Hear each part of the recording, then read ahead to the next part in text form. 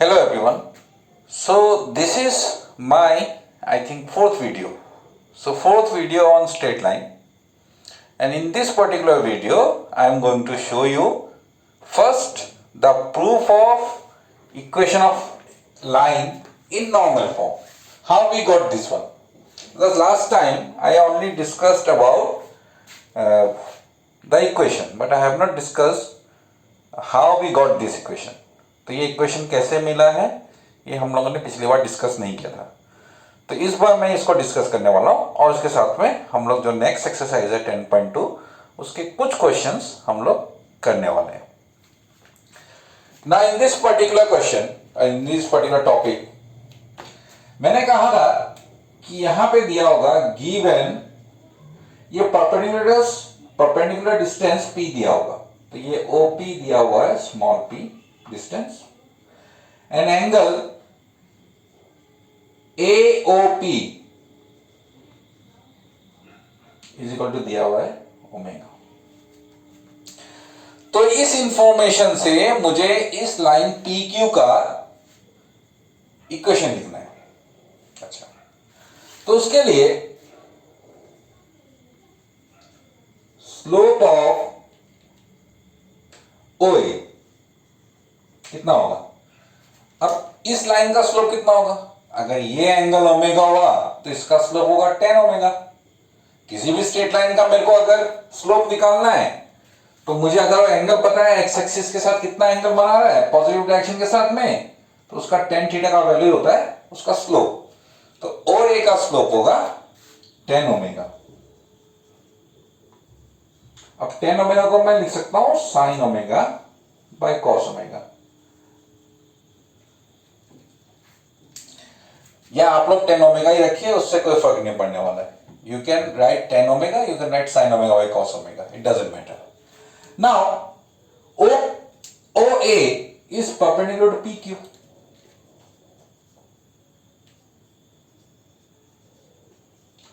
So slope of OA into slope of PQ is equal to -1. Equal to -1. तो ये मेरा हो गया OA का sine omega by cos omega into slope of PQ is equal to -1, और यहां से मिला मेरे को slope of PQ is equal to ये कॉस ओमेगा उधर साइन ओमेगा कॉस ओमेगा इधर लेके minus cos omega by sine omega.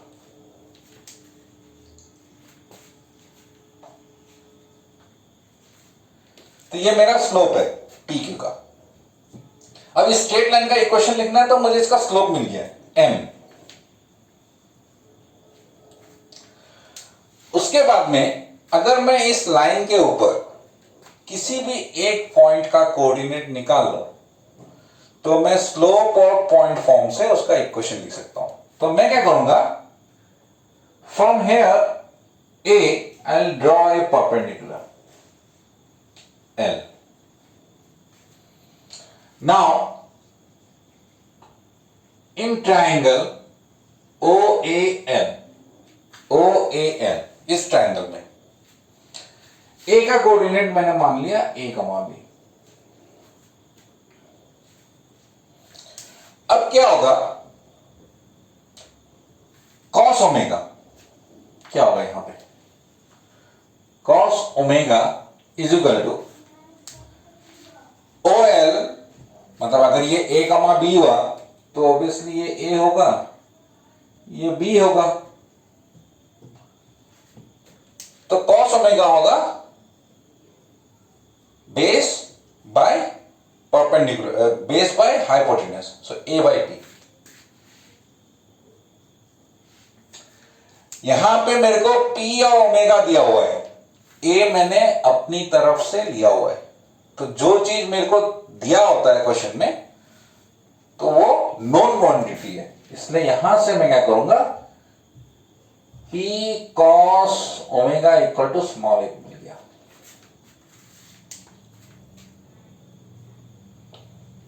And sine omega, ये बात आपको समझ में आया कि नहीं? P का वैल्यू मुझे पता है, कॉस ओमेगा का वैल्यू मुझे पता है, तो P और ओमेगा का वैल्यू यहां बिठाने से मेरे को A का वैल्यू मिल जाने वाला है, इसलिए मैंने लिया है। तो साइन ओमेगा होगा B बाई P, आप लोग देख लीजिए, परपेंडिकुलर बाय हाइपोटेनस। तो यहां से मुझे मिलेगा P sine omega equal to B। Therefore, coordinates of A का कोऑर्डिनेट क्या होगा? स्मॉल a का स्मॉल b। A का मतलब है P cos omega P sine omega. क्या किया?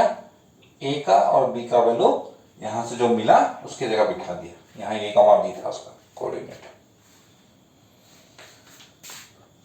सो इक्वेशन ऑफ लाइन मेरा होगा y minus y1 equal to m x minus x1, slope point form.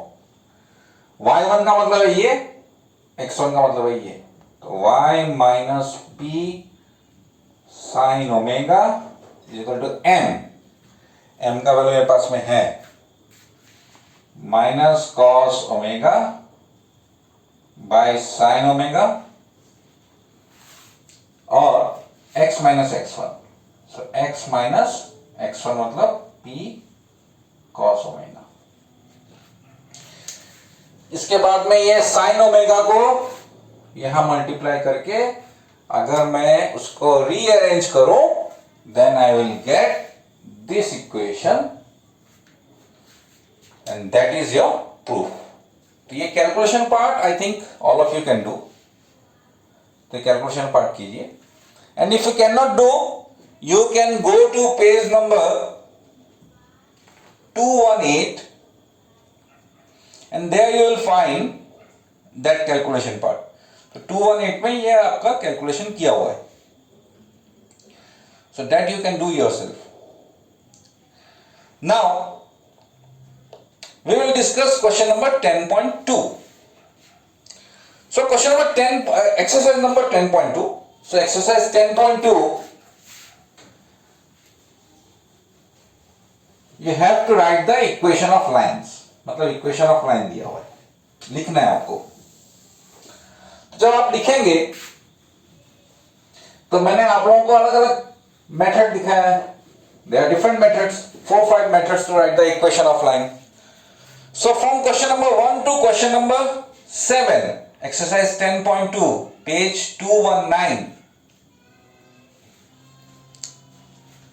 उसमें आपका डायरेक्ट स्लोप दिया हुआ है, पॉइंट दिया हुआ है, तो आपको कैसे इक्वेशन लिखना है? स्लोप पॉइंट फॉर्म में। 2 पॉइंट दिया हुआ है, तब कैसे लिखना है?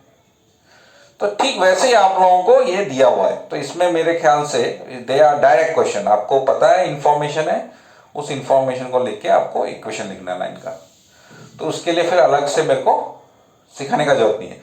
सो क्वेश्चन नंबर 1 से 7 तक you can do yourself. Question number 8, it seems a little bit confusing. Question number 8 थोड़ा सा confusing जैसा लगता है, लेकिन ये है नहीं। क्यों नहीं है? Because question number 8 आपको नॉर्मल फॉर्म के बारे में बता रहा है, मतलब नॉर्मल फॉर्म में लिखना है। तो अगर आप लोगों को समझ में नहीं आ रहा है क्वेश्चन पढ़ के, then you understand that we have to do this in normal form. तो नॉर्मल फॉर्म का इंफॉर्मेशन होता है, क्या क्या दिया होता है? परपेंडिकुलर P का वैल्यू और ओमेगा वैल्यू, ये दोनों वहां पे दिया हुआ है। So I move directly to question number 9। In most of the question I give you hints, मैं आप लोगों को हिंट्स दूंगा, you try it yourself. Find the equation of line the vertices of triangle PQR। Question number 9 में है, एक triangle है PQR,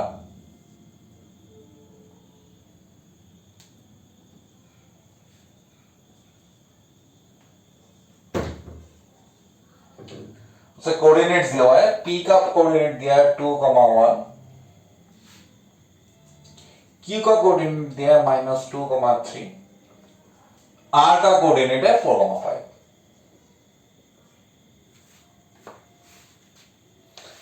now find the equation of the median through the vertex R.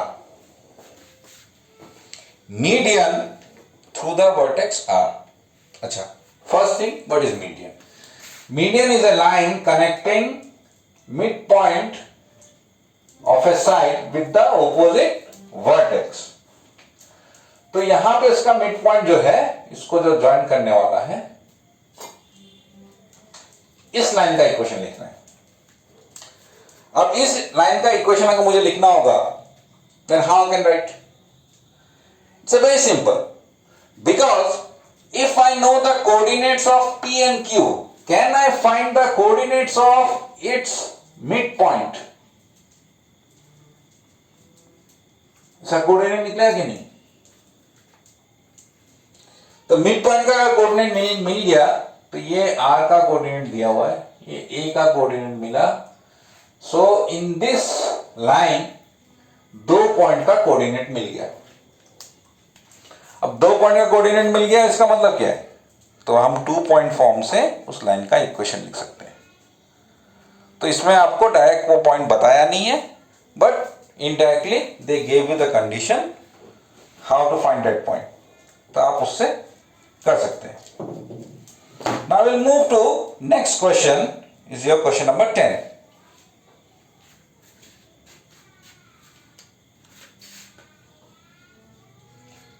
So in question number 10, find equation of the line passing through -3, 5 and perpendicular to the line through the points 2, 5 and -3, 6.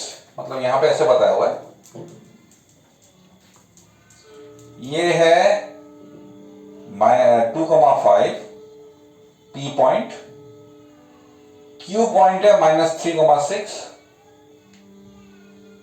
और यहां पे कहीं एक point है, इस point का coordinate है -3, 5.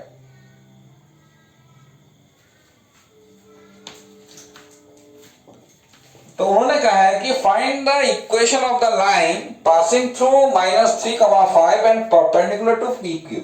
मतलब मुझे लिखना है इस पॉइंट से परपेंडिकुलर जो होगा, ये जो परपेंडिकुलर होगा, इस लाइन का इक्वेशन मुझे लिखना है. अब इस लाइन का इक्वेशन अगर मुझे लिखना है, तो मुझे क्या करना होगा? मुझे इस लाइन के बारे में दो इंफॉर्मेशन मुझे पता होना चाहिए. इस लाइन का दो इंफॉर्मेशन में से एक इंफॉर्मेशन मुझे पता है, इस लाइन के ऊपर इस पॉइंट का कोऑर्डिनेट. सेकेंड इंफॉर्मेशन मेरे को नहीं पता है, लेकिन एक कंडीशन दिया हुआ है कि ये परपेंडिकुलर है. तो AB, अच्छा, PQ और स्लोप मिलेगा कि नहीं? Slope of PQ y2 minus y1 by x2 minus x1. मतलब ये मेरा हुआ 6 minus 5 डिवाइड बाय -3 -2, 1 by -5. ये अगर मेरा स्लोप ऑफ PQ. अब PQ परपेंडिकुलर टू AB, तो slope of AB into slope of PQ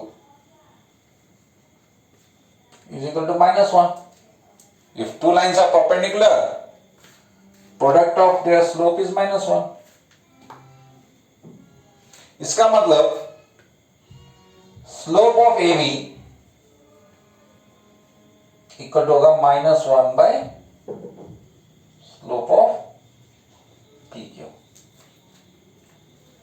तो PQ का स्लोप मुझे पता ही है, तो slope of AB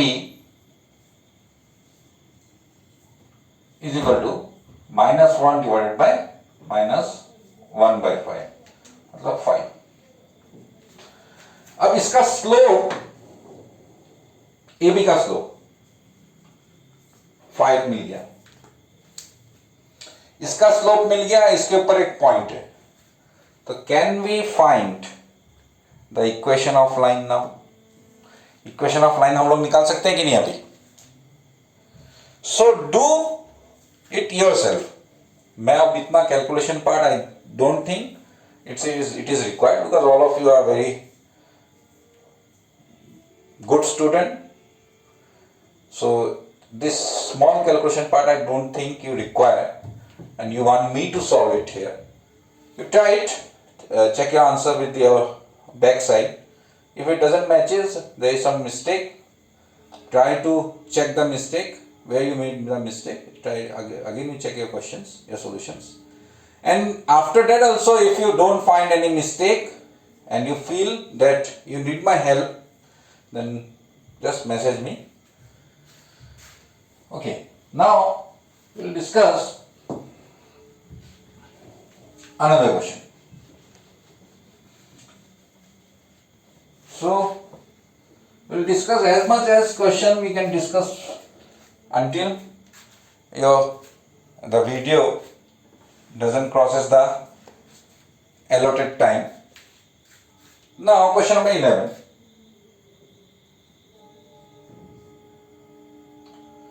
A line perpendicular to the line segment joining 1, 0, 1, 0 and 2, 3 divides it in the ratio 1:n.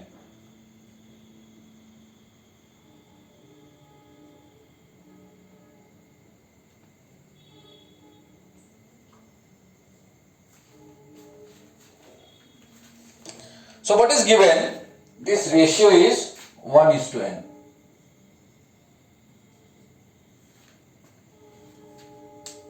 This point C, it's perpendicular. It is given in the question. ये question में दिया है, मैंने अपनी तरफ से परपेंडिकुलर नहीं लिया है। तो 1:n रेशियो में ये पॉइंट इसको डिवाइड कर रहा है। अच्छा, तो इसके लिए मुझे क्या क्या चाहिए होगा? स्लोप ऑफ दिस लाइन, ये मान लो PQ। स्लोप ऑफ AB क्या होगा? 3 - 0 by 2 - 1 is 3. Slope of PQ is equal to -1 by slope of AB. Why? AB perpendicular to PQ. मतलब स्लोप ऑफ PQ होगा -1/3. AB का स्लोप 3 है, यहां बिठा दिया, -1/3, दैट इज M. तो इसका स्लोप मिल गया मुझे M = -1/3. अब मुझे एक और इंफॉर्मेशन चाहिए इस लाइन का, अगर मुझे इक्वेशन लिखना है, वो इंफॉर्मेशन मुझे मिलेगा how to find a point on this line. इस पॉइंट, एक इस लाइन के ऊपर एक पॉइंट निकालना. अब ये जो C पॉइंट है ना, that divides it in the ratio 1:n. तो ये C का कोऑर्डिनेट हम लोग निकाल सकते हैं using section formula. Since C divides AB internally in the ratio 1:n. So coordinate of C क्या होगा? सेक्शन फॉर्मूला, नीचे तो 1 + n ही देगा. दोनों प्लस करते हैं ना हम लोग, m + n जो था तो वो यहां पे लिख दिया मैंने, 1 + n, m + n जो था. अब x कोऑर्डिनेट निकालना है तो ये n इसका x कोऑर्डिनेट से मल्टीप्लाई होगा. सो n × 1 इज n और 1 इसका x कोऑर्डिनेट से मल्टीप्लाई होगा. 2 1 × 2. y कोऑर्डिनेट निकालना है तो n इसके y कोऑर्डिनेट से multiply. So n × 0 0 plus 1 × 3 means this will be n + 2 by n + 1, you can write, and this is 3 by n + 1. So equation of line क्या होगा?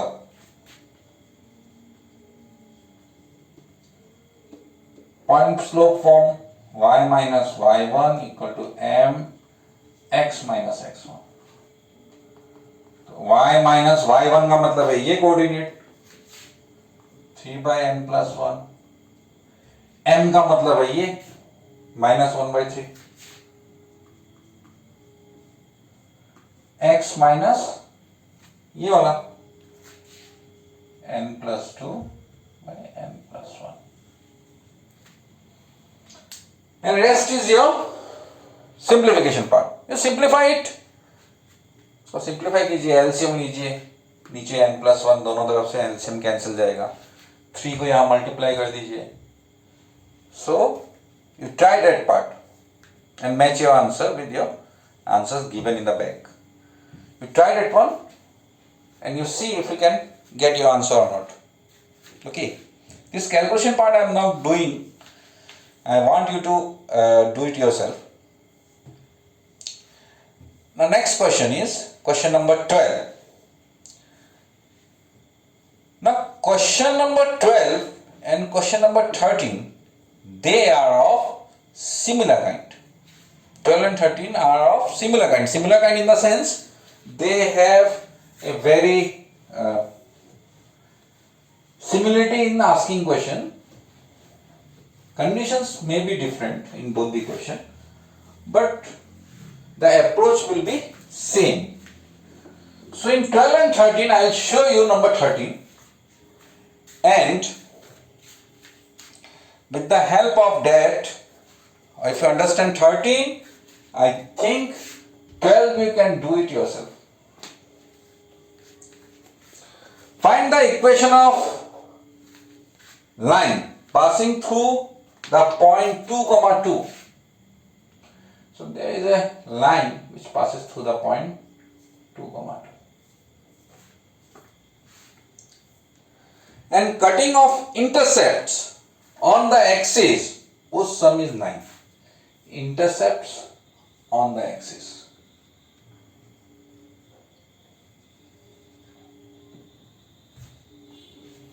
Now intercept on the axis, what does it mean?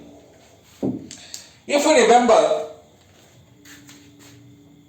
this method, this was A, this was B, equation was x by A, y by B equal to 1. A is called x-intercept, this is the origin, this is your x-axis. तो ये आपका x-intercept था, ये y-intercept था. तो यहाँ पे वो intercept के बारे में बोल रहा है. तो वो बोल रहा है कि ऐसा intercept लिया है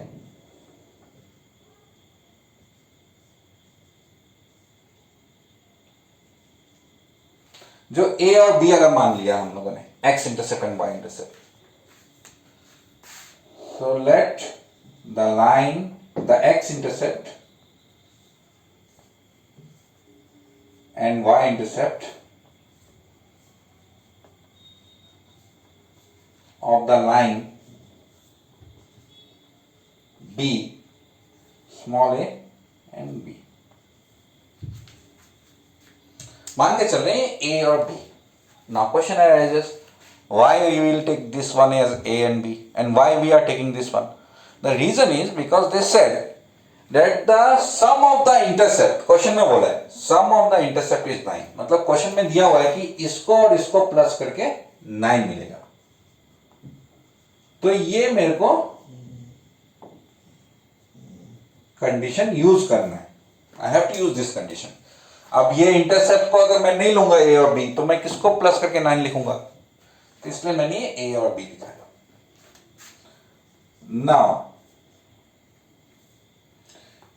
इक्वेशन ऑफ लाइन क्या होगा? एक्स इंटरसेप्ट ए, वाई इंटरसेप्ट बी, तो एक्स बाय ए प्लस वाई बाय बी 1 होगा. ठीक है. अब यहां पे अननोन के कितना है मेरे पास में? ए भी मेरा अननोन है, बी भी मेरा अननोन है. लेकिन इससे मैं बी का वैल्यू निकाल सकता हूं 9 माइनस ए, क्योंकि दोनों रिलेटेड है. So put it here. So this implies this is equation number 1. x by a plus y by 9 minus a equal to 1. ठीक है, x by a plus y by 9 minus a equal to 1.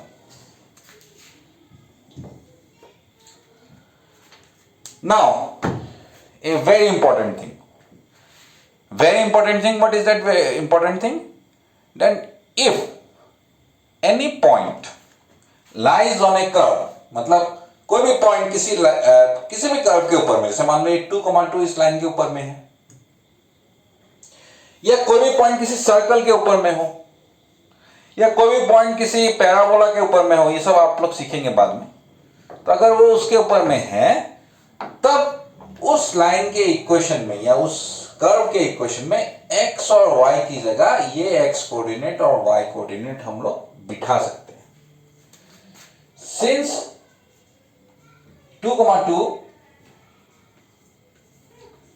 lies on this line, therefore क्या कर सकते हैं, इस x की जगह इसका x कोऑर्डिनेट और इस y की जगह इसका y कोऑर्डिनेट हम लोग बिठा सकते हैं. ये सिर्फ स्ट्रेट लाइन नहीं, किसी भी कर्व के बारे में आप लोग पढ़ेंगे. Anywhere in your mathematics, if you know that that particular point lies on this curve, then instead of x and y you can write the x coordinate and y coordinate of that line, x coordinate and y coordinate of that point on that equation. तो वो point आप लोग वहां बिठा सकते हैं. तो मतलब ये x की जगह मेरे को बिठाना है 2, इस y की जगह बिठाना है 2.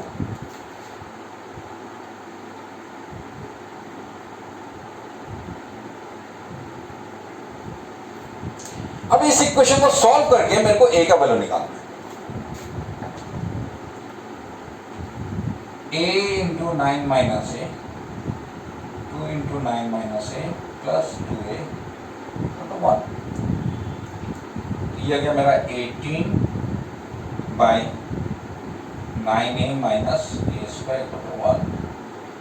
ये गया 18 equal to 9a minus a square. यह मेरा a square minus 9a plus 18 equal to 0. 6 and 3 is the factor.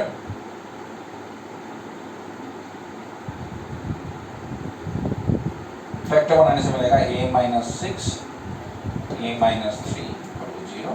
This gives you a equal to 6 और a equal to 3.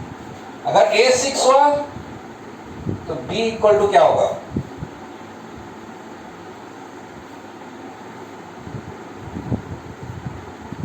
फॉर्म 1.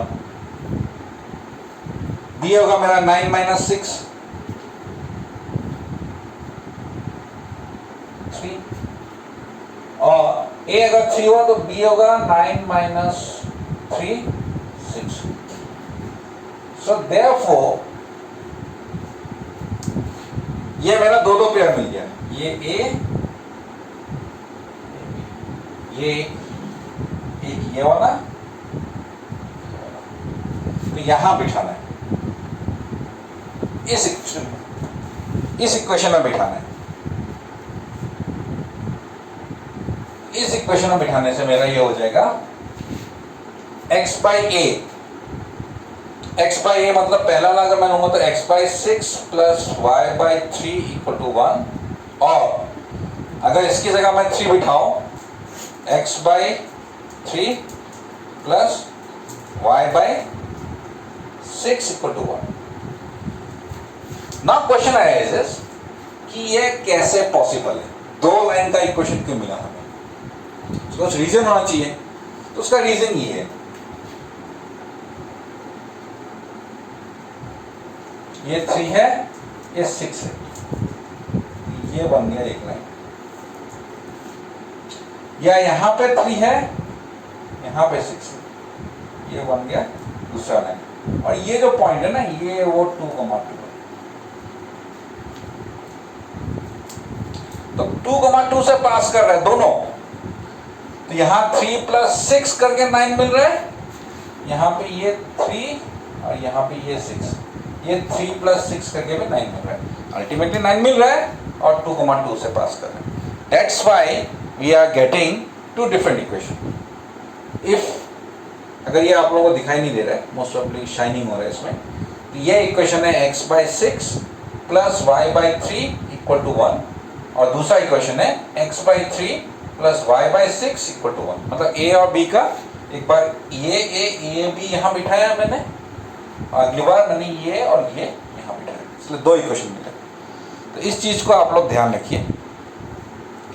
ये है आपका क्वेश्चन नंबर 12। ना क्वेश्चन नंबर 30, ये question number 13 है। Question number 12 जो है वो एग्जैक्टली इसके जैसा ही है, लेकिन थोड़ा सा अलग है। यहाँ पे मैंने कहा है कि a + b 9 दिया हुआ है, उसमें कुछ दूसरा कंडीशन दिया है। And I hope you can understand that one and you can do that question also. Now I will discuss question number 14 and just give hints. Question number 14 का मैं हिंट्स दूंगा and after question number 14 today I will finish my video because time is almost over.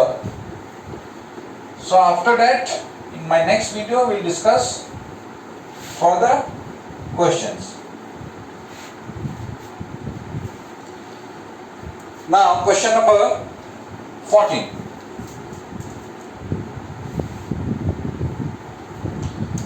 Find equation of line through the point 0, 2 making an angle 2π/3 with the positive x-axis.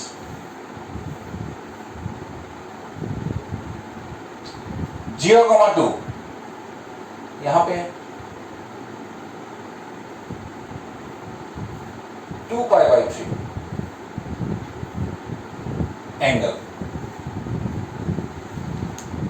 इसका equation मुझे लिखना है। Now one thing you might be getting confused. 2π/3 क्या है? Now let me tell you that there are 2 different units to measure the angle. Angle measure करने का 2 different unit है। अब 2 डिफरेंट यूनिट है, एक तो हो गया डिग्री और एक हो गया रेडियन। तो ये रेडियन में दिया हुआ है, तो रेडियन से डिग्री में कैसे चेंज करें? सो 2π/3 = 2 इंटू पाई की जगह आप बिठाइए 180 degree. Pi radian is 180 degree by 3। अब इससे कर दिया ये मेरा 60 = 120 डिग्री। ये एंगल मेरे को 120 डिग्री दिया हुआ है। अगर ये मेरे को एंगल दिया हुआ है तो can I find the slope of this line? उस दिन मैंने ASTC फॉर्मूला से एंगल निकालना सिखाया था, उसी का हेल्प लेना पड़ेगा। इसका आप स्लोप निकाल सकते हैं, पॉइंट दिया हुआ है, स्लोप पॉइंट फॉर्म से इसका इक्वेशन निकल जाएगा। फिर इस क्वेश्चन में एक और पार्ट भी है। Also find the equation of line parallel to it and crossing the y-axis at a distance 2 units below the origin। मतलब इसके पैरेलल लाइन होना चाहिए।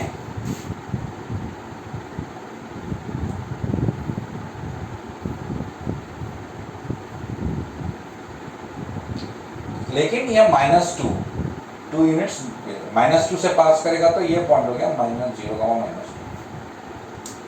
प्रॉब्लम क्या है? ये इसका अगर स्लोप मिल गया तो उसके पैरेलल लाइन का स्लोप निकाल सकते हैं कि नहीं होगा?